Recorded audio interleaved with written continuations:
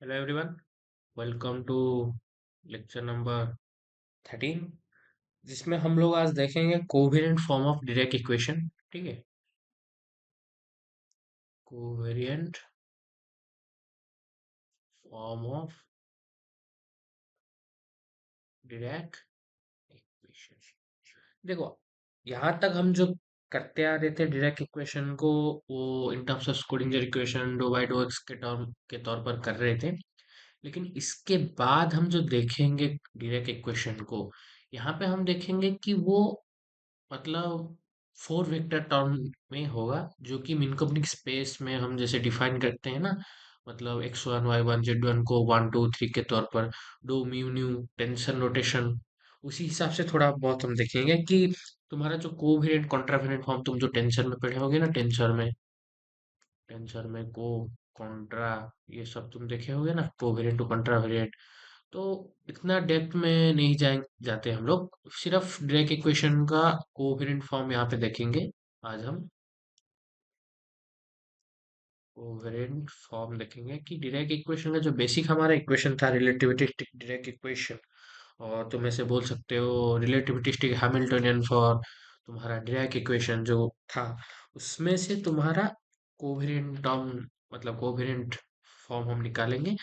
फिर उसके बाद एज यूजुअल जैसा हमारे चैनल में चलता आ रहा है, हम देखेंगे उसका फिजिकल इंटरप्रिटेशन।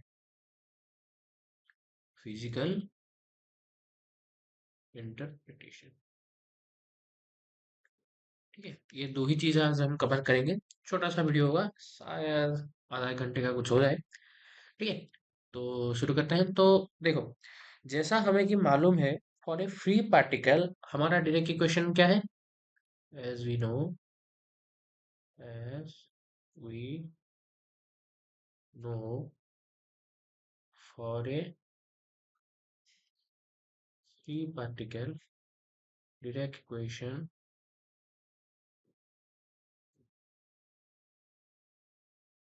हमारा डायरेक्ट इक्वेशन क्या है?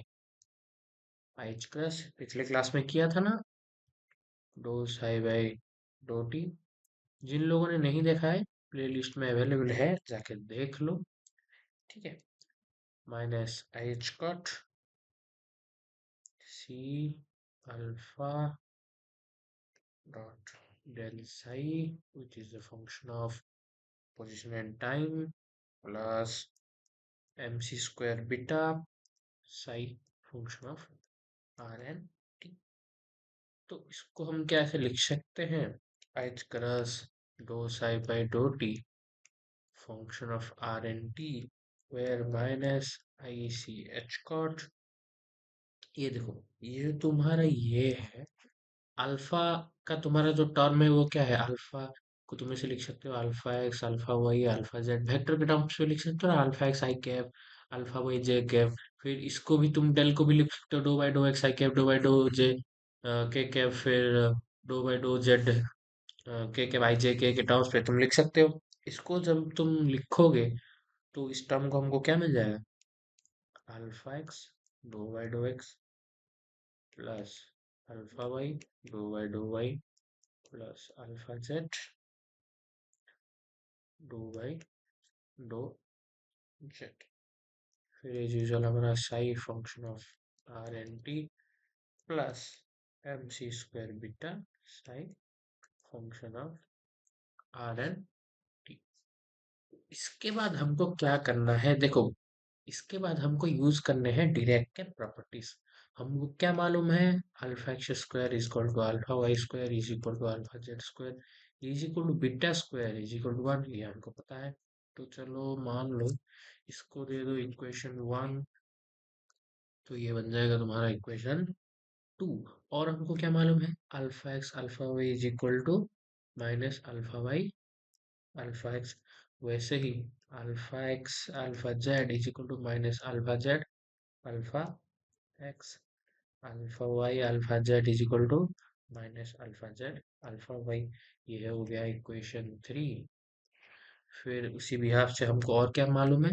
Alpha x beta is equal to minus beta alpha x, alpha y beta is equal to minus beta alpha y, alpha z beta is equal to minus beta alpha z. ये हो गया तुम्हारा equation 4। तो अगर हम हमारा जो इसको बाद में हम थोड़ा बहुत यूज करेंगे, देखेंगे कहाँ पे कैसे यूज होता है। ठीक है। तो नाउ अगर हमारा जो इक्वेशन 1 था, ये जो हमारा इक्वेशन 1 था, इसके बोथ साइड अगर हम मल्टीप्लाई करें बीटा बाई एच कर सी, देखिए क्या होता है। Multiplying multiplying the both side of equation 1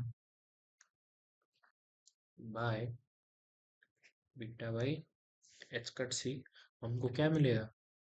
beta by h cut c i h cut dou psi by dou t is equal to beta by h cut c minus i c h cut, जिसे हमको पता था alpha x dou x plus alpha y dou y dou y plus alpha z dou y dou z सही plus beta by h cut c m c square beta सही। तो इसको अगर थोड़ा ध्यान से अगर थोड़ा हिसाब से लगाएं तो ऐसे लिख सकते हैं हम।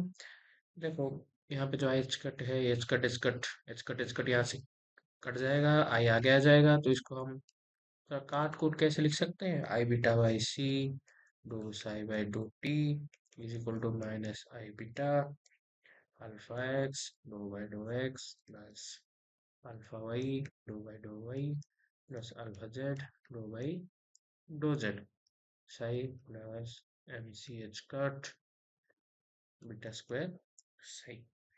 इसको दे देंगे हम हमारा इक्वेशन नंबर 5। तो अब हमको क्या मालूम है, हमारा जो 4 डायमेंशन स्पेस है इन 4D स्पेस, हमारा जो 4D स्पेस है, हम यहाँ पे क्या लेते हैं, x को x1 लेते हैं, फिर y को क्या लेते हैं x2, फिर z को क्या लेते हैं x3।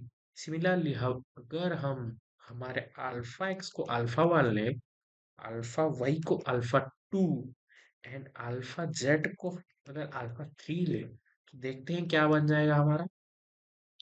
यूजिंग ये जो हमारा छठा इक्वेशन आया, इसको अगर हम अपने पांचवें इक्वेशन में मर्ज करें using this equation 6, our equation 5 becomes using equation 6, equation 5 becomes I beta by c dou psi by dou t minus I beta alpha 1 dou by dou x1 1 है plus alpha 2 dou by dou x2 plus alpha 3 dou by dou x3 psi plus beta square mc by h cut यहाँ पे आ जाएगा psi। हमको क्या मालूम है, as we know as we know beta square equal to, तो ये जो हमारा बीटा स्क्वायर है इसमें हम 1 पुट कर सकते हैं। तो 1 पुट करके हमको क्या मिलेगा, जब हम 1 पुट करेंगे तो हमको मिल जाएगा i beta by c dou psi by two t equal to minus i beta alpha 1 dou by dough x 1 plus alpha 2 dou by dough x 2 plus alpha 3 dou by dough x 3 psi plus m c by h cut psi. ठीक है। तो इसको थोड़ा ध्यान से देखें तो हम ये लिख सकते हैं minus beta two psi by two i c t. देखो ये कैसे हुआ, अगर इस कॉम्प्लेक्स नंबर आई को तुमको यहाँ से हटाना है तो ऊपर आई नीचे आई मल्टीप्लाई करना होगा, आई आई -1 हो जाएगा, नीचे आएगा आई सी अंदर चला गया। ठीक है। तो क्या बन जाएगा हमारा minus i beta alpha 1 dou by x 1 plus minus i beta alpha 2 dou by dou x 2 plus minus i beta alpha 3 dou by 2x3, फिर हो जाएगा psi plus m c by h cut psi. तो जो तुम्हारा ये जो term है i beta by c dou psi by dough t, ये तुम्हारा क्या जो मैंने बताया था ये बन गया क्या, ऊपर आई नीचे आई मल्टीप्लाई करके i square by beta by i c dou psi by dough t. फिर इसको तुम क्या लिख सकते हैं, beta dou psi by dou i c t. तुमको समझ आया इसलिए मैंने यहाँ पे ये लिख लिया, ये जो टर्म कैसा आया इस तरीके से। ठीक है, फिर हम हमारा गामा मैट्रिक्स को इंट्रोड्यूस करते हैं। हम क्या लिख सकते हैं, introducing a new matrix gamma,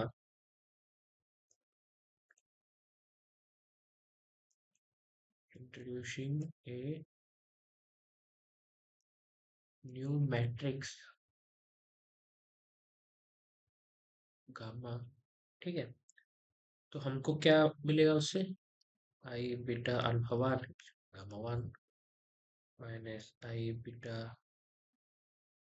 alpha two is equal to gamma two minus i beta alpha three is equal to gamma three, beta is equal to gamma four and x four is equal to i सी।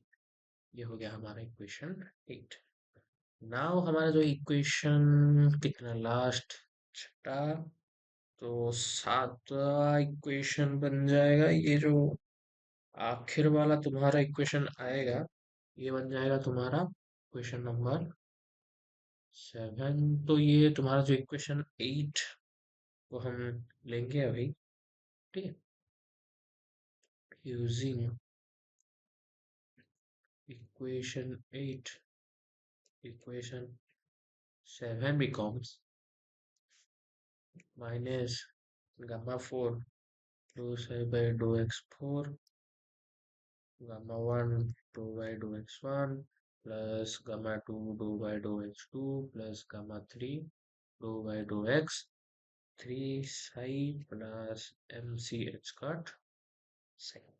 ठीक है, तो इसको अगर हम लिखें तो इसको क्या लिख सकते हैं, gamma 1 dou by dou x1 plus gamma 2 dou by dou x2 plus gamma 3 dou by dou x3 plus gamma 4 dou by dou x4 psi plus mc by h cut psi is equal to 0।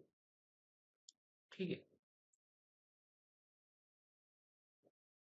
तो now इसको थोड़ा और ध्यान से देखें, तो साई को अगर हम कॉमन कॉमन ले लें तो हमको क्या मिल जाएगा, gamma d by dough x one plus gamma two d by dough x two plus gamma three d by dough x three plus gamma four d by dough x four plus m c by h cut psi is equal to 0। इसको हम क्या लिख सकते हैं, gamma mu d by dough x mu plus mc by h cut equal to 0।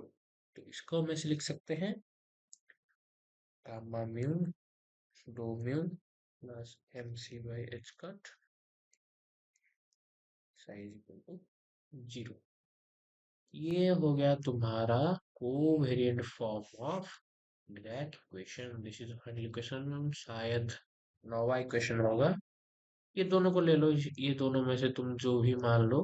ठीक है, ये जो इक्वेशन 9 है तुम्हारा, इस equation 9 will be your required Dirac equation.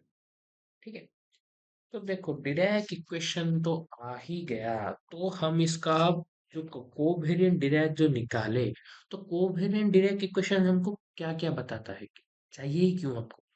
देखो जनरली ये जो covariant form of Dirac equation है हमको स्पेसिफिकली कुछ तीन चार चीजों के बारे में बताता है। ठीक है, उसमें से पहला आएगा तुम्हारा लॉरेंज इनवेरिएंस। लॉरेंज इनवेरिएंस देखो यहाँ पे थोड़ा थ्योरेटिकली थोड़ा बहुत आइडिया करके समझ लो। इसके बाद एक स्पेसिफिक वीडियो आने वाला है, ठीक है, लॉरेंज इनवेरिएंस के ऊपर तुम्हारे डिराक इक्वेशन में। फिर तुम्हारा जो गामा मैट्रिक्स तुम लिए, तो गामा मैट्रिक्स और रिलेटिविटी में relationship, gamma matrix and relativity, ठीक है। उसके बाद तुम्हारा जो स्पैनर है, ठीक है, तुम्हारा स्पिन हाफ पार्टिकल्स एंड तुम्हारा जो स्पैनर का सोल्यूशन है, इसके बारे में पता है तो चलिए लिख लेते हैं। Spin half particles and spinor solution.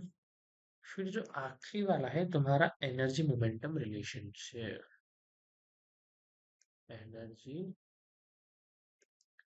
Momentum relationship, ठीक है। ये जो तुम्हारे चारों के चारों है, this is your physical interpretation, this is the physical meaning और फिजिकली आउटपुट, और दिस इज द यूजेस। लिख लो फिजिकल इंटरप्रिटेशन, ये जो S I C L physical interpretation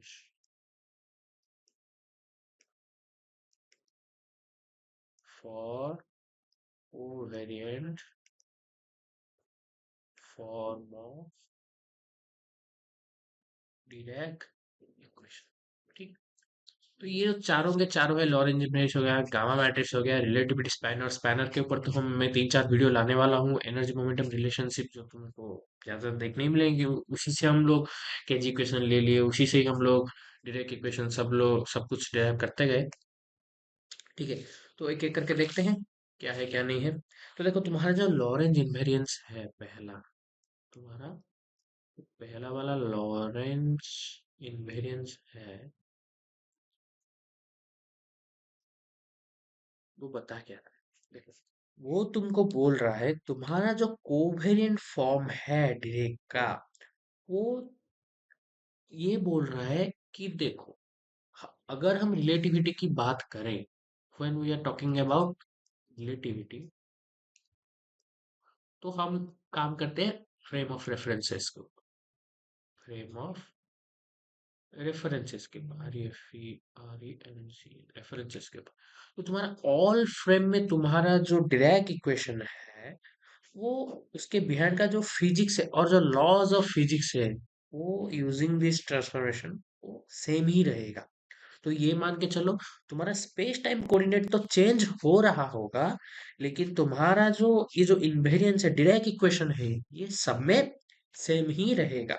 तो उसमें से क्या होगा, जो उसका फायदा क्या है, जो तुम प्रिडिक्शंस कर रहे होंगे या फिर जो हम बोल रहे हैं, जो आउटपुट या फिर जो आउटकम्स हम निकाल रहे होंगे कि इसको यूज करके हमको कुछ ऐसा मिलेगे वैसा मिलेगे, तो उस सब चीजों का जो आउटपुट है, वो लगभग सेम रहेगा with respect to observe relativistic motion, क्योंकि तुम्हारा एक ऑब्जर्वर होगा एक पार्टिकल होगा, दोनों के फ्रेम ऑफ रेफरेंसेस होंगे। तो तुम्हारा जो ऑब्जर्वर का जो रिलेटिव मोशन होगा उसके रिस्पेक्ट में हर एक रेफरेंसेस में कि हर एक टर्म्स में उसका जो फ्रेम ऑफ रेफरेंस होगा, उसका जो आउटपुट होगा, वो सेम होगा। और उसके बाद इवेंचुअली तुम्हारा जो फोर ग्रेडियंट होगा, डो म्यू गामा मैट्रिक्स, वो ऐसा इंश्योर करता है कि वो ही इसको कोवेरिएंट बनाने में हेल्प करता है, ठीक है, समझ गए। तो इन सबको लिख लेते हैं पहले थोड़ा सा, ठीक है। थ्योरेटिकल थोड़ा ज्यादा लिख लेते हैं, चलो। Covariant form of Dirac equation essential as as it respects principle of relativity, principle of relativity, ठीक है। उसमें क्या होगा, इट मीन्स दैट ये जो प्रिंसिपल रिलेटिविटी को डिस्क्राइब करेगा, जैसे मैंने बताया था क्या हर एक फ्रेम ऑफ रेफरेंस में, हर एक इनर्शियल फ्रेम में इसका जो फिजिक्स का लॉ है डायरेक्ट का, वो सही रहेगा। It means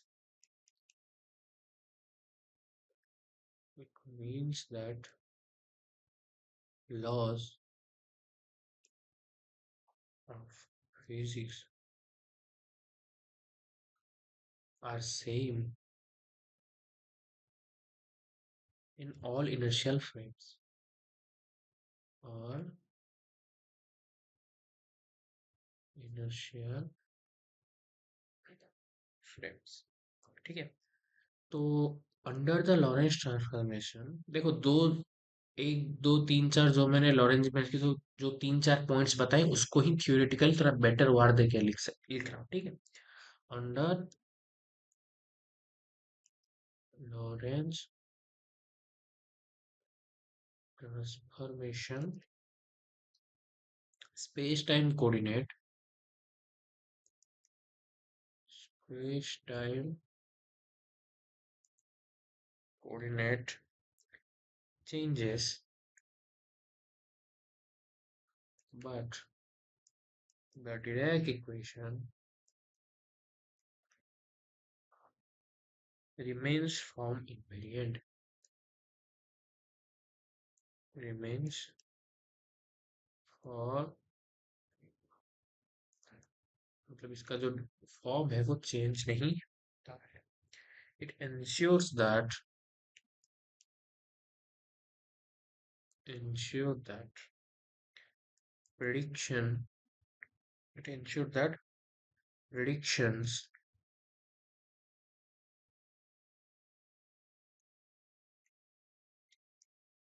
ensure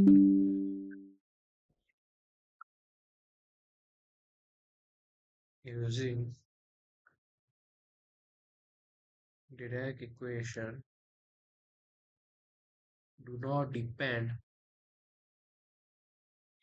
on observer's relative motion,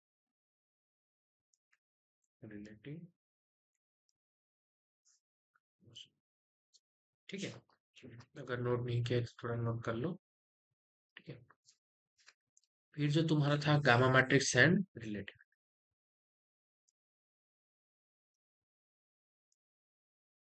gamma matrix,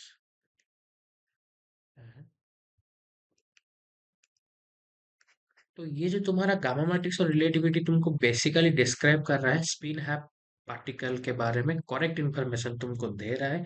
फिर वो रिलेट कर रहा है तुमको अपने मिनकमिंग स्पेस के साथ, जिससे हम एक स्पेस टाइम ट्रेजेक्टरी में भी इसको निकाल सकते हैं।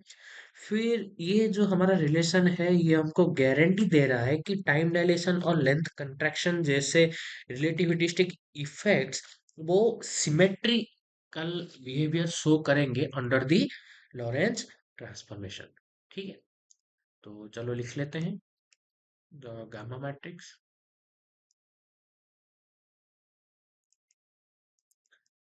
Mu, gamma mu are a set of matrix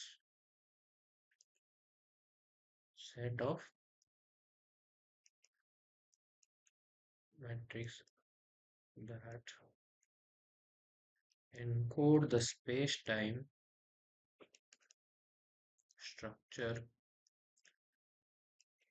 into the Dirac equation. They ensure that the equation describe a relativistic spin-half particle correctly. The gamma matrix satisfy the Clifford algebra, Clifford algebra which relate तुम्हारा जो gamma mu हो गया या फिर gamma new हो गया, उसको किसके साथ रिलेट करता है? टू इटा म्यू न्यू। ये जो इटा म्यू न्यू है ये तुम्हारा मिनकॉनिक स्पेस है, और ये आई तुम्हारा आइडेंटिटी ऑपरेटर।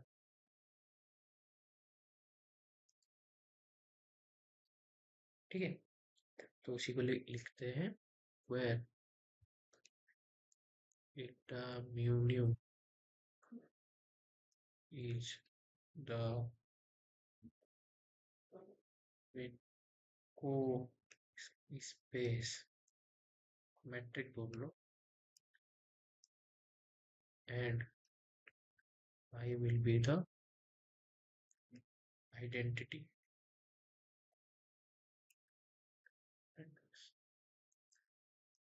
ये तो मिनकॉनिक स्पेस है, इसमें दो तरह के डायगोनल होते हैं, प्लस -1 -1 -1, या फिर -1 1 1 1। ठीक है, दो तरह के डायगोनल तुम ज्यादातर देखोगे। ठीक है, तो ये जो तुम्हारा रिलेशनशिप यहाँ पे एस्टेब्लिश हो रहा है, ये रिलेशनशिप तुमको क्या दिखा रहा है? ये रिलेशनशिप तुमको, दिस रिलेशनशिप गारंटीज, जैसा मैंने बोला था कि लॉरेंज इनवेरिएंस शो करेगा इन ऑल रिलेटिविस्टिक इफेक्ट्स, वही इसी को लिखेंगे द रिलेशनशिप, और इसको ऐसे लिखेंगे this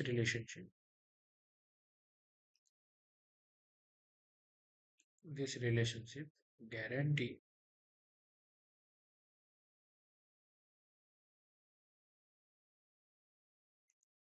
guarantees that the Dirac equation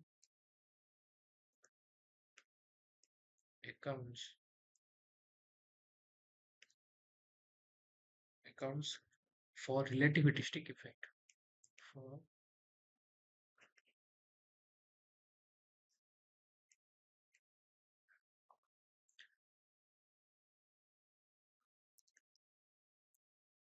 relativistic effects such as time dilation and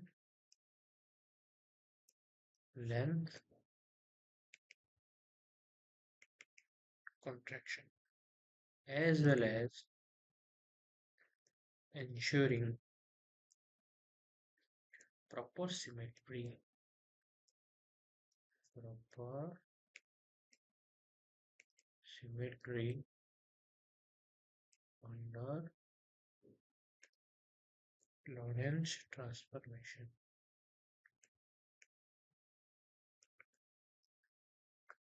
ठीक है, उसके बाद तुम्हारा आएगा स्पिन है पार्टिकल एंड स्पैनर सॉल्यूशन।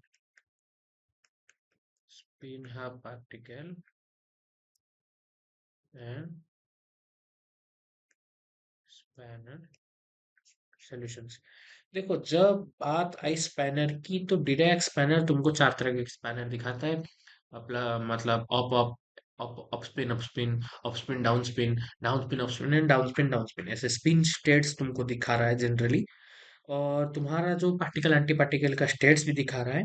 तो इसका जो स्पिन है वो नेचुरली डिग्री ऑफ फ्रीडम के तौर पर होता है, और जो तुमको स्क्रोडिंजर इक्वेशन के लगभग थोड़ा कुछ आइडिया देता है। और जो तुम्हारा डिराक स्पाइनर है वो तुमको एक मतलब relativistic behaviour off spin particle, जो तुम्हारा जो स्पिन हा पार्टिकल होगा उसका रिलेटिविस्टिक बिहेवियर के बारे में थोड़ा बहुत आइडिया दे रहा है। तो उसी को लिखेंगे the solution, the solution psi is in the covariant form, in the covariant form is a four component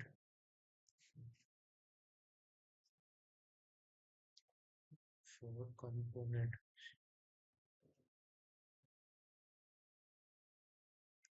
component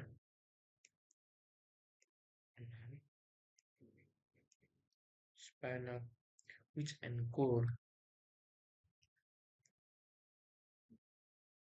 which encode information about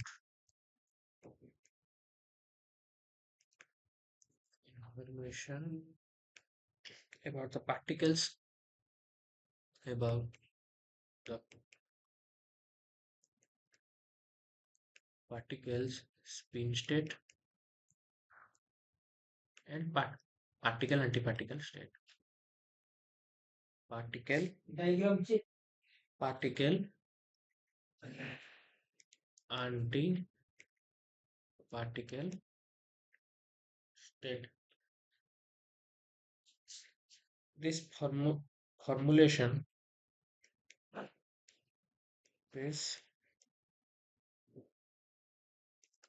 formulation naturally includes spin as an intrinsic degree of freedom of particle, a feature not accounted for in the Schrödinger equation.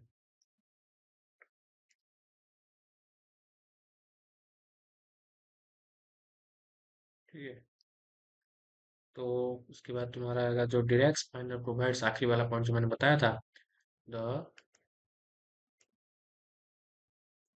Direct spinal provides a complete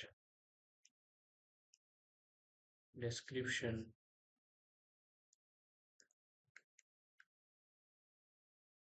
of a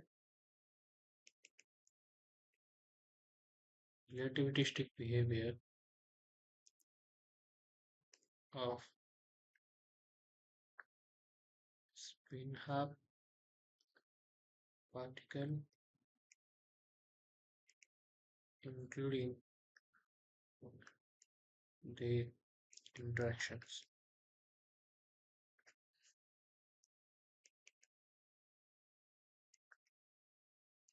with external field. फिर जो तुम्हारा है energy and momentum relation, चौथा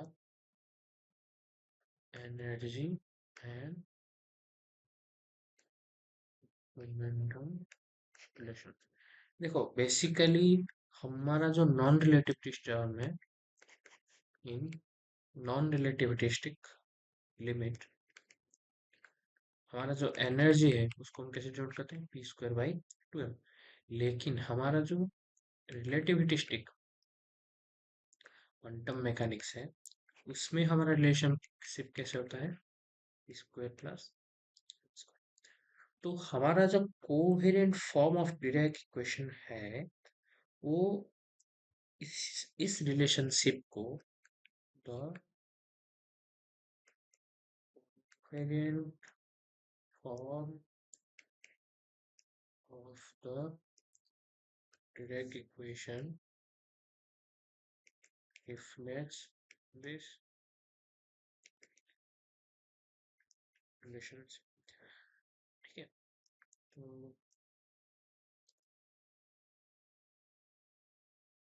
तो ऐसे मान लो कि the term i gamma mu rho mu corresponds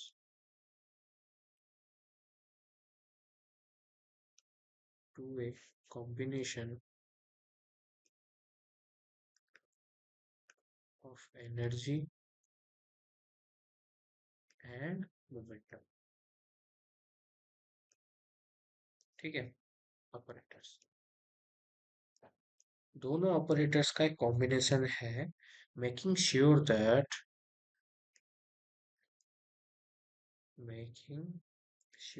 the equation remains valid for both low and high velocity, including speed close to speed of light। ठीक है, तो ये जो तुम्हारा रिलेशनशिप है जो एनर्जी मोमेंटम का, also explain also also explain करता है तुमको क्या, जिटरविगोंग तुमको एक्सप्लेन करता है, जिसके बारे में हम आगे देखेंगे। ठीक है, इसके ऊपर भी एक स्पेशल वीडियो तुम्हारा आ जाएगा। ये तुम्हारा क्या है, ये एक रैपिड ऑसिलेटरी मोशन है, rapid oscillatory motion of particles predicted by Dirac equation। तो which arising which arising due to the interference between positive and negative energy section। तो आज के लिए इतना ही, अगले वीडियो में हम देखेंगे फ्री पार्टिकल सॉल्यूशन। ठीक है, होपफुली ये जो पूरा वीडियो था लेक्चर 13 तुमको समझ में आया होगा। ये तुम्हारा अगले लेक्चर के लिए है, free particle solution of Dirac equation. ठीक है, तो आज के लिए इतना ही, मिलते हैं अगले क्लास में। जय फिजिक्स।